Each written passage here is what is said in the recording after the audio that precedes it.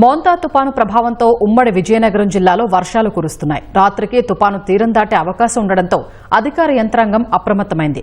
ఇప్పటికే విద్యా సంస్థలకు 3 రోజుల పాటు సెలవులు ప్రకటించారు. కంట్రోల్ రూమ్లు ఏర్పాటు చేసి పరిస్థితిని ఎప్పటికప్పుడు సమీక్షిస్తున్నారు. జిల్లాలో తాజా పరిస్థితిని మా ప్రతినిధి ఓబిళేసు అందిస్తారు. అప్పుడే ఎండ, అప్పుడే మబ్బు, అప్పుడే వర్షం. ఇది విజయనగరం ఉమ్మడి జిల్లాలో మోంతా తుఫాను ప్రభావ పరిస్థితి.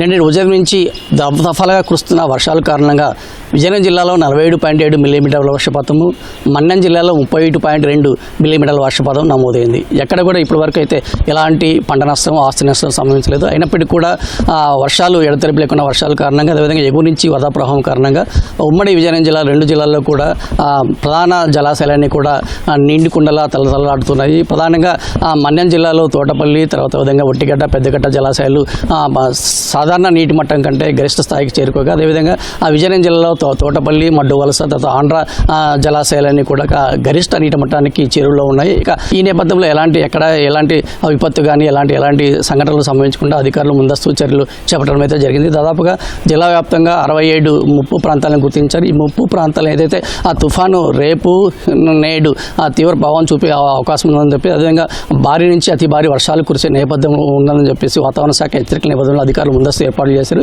ఈ గుర్తించినటువంటి 61 ముప్పు ప్రాంతాలను కూడా ఆ ప్రాంతాలు పునరావాస కాలనీలకు తరలించడానికి, పునరావాస ప్రాంతాలను తరలించారు. దాదాపు 72 పునరావాస కేంద్రాలను అధికారులు గుర్తించి సకల ఏర్పాట్లు చేయడం జరిగింది. ఇంకా పాచిపేటలోని గిరిజన ఆశ్రమ పాఠశాల విద్యార్థులను అంటే పాత భవనం కావడంతో కూలే అవకాశం ఉన్నదనే నేపథ్యంలో, ప్రమాద హెచ్చరికల నేపథ్యంలో ఈ తుఫాను యొక్క ప్రభావాన్ని దృష్టిలో ఉంచుకొని అధికారులు పాచిపేటలోని గిరిజన ఆశ్రమ పాఠశాలను పక్కన ఉన్న ఉన్నత పాఠశాలకు తరలించడం జరిగింది. అదేవిధంగా సీతంపేట మండలంలో దాదాపుగా ఐటీడీఏ పరిధిలో ఉన్నటువంటి గర్భిణీలు ఏదైతే ఎగువ ప్రాంతాలు ఏదైతే కొండ ప్రాంతాల్లో ఉంటారో, ఏదైతే రవాణా సౌకర్యం సక్రమంగా ఉండదు ఆ ప్రాంతాలందరూ ప్రాంతాల్లోని గర్భిణీలందరూ తీసుకొచ్చి సిద్దంపేట ఐటీడీఏ పరిధిలోని గర్భిణీల వసతి గృహానికి చేర్చడం జరిగింది. ఈ విధంగా ఈ 2 జిల్లాల్లో కూడా దాదాపుగా 3.5 లక్షల హెక్టార్లు వరి పంట సాగు చేయడం జరిగింది.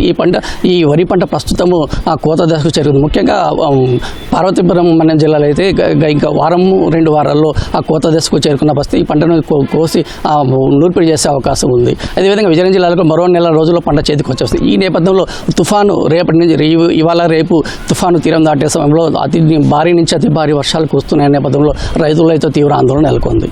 ఉమ్మడి విజయనగరం జిల్లా నుంచి కెమెరా నాశరతో ఓబిళేసు, ఈటీవీ న్యూస్.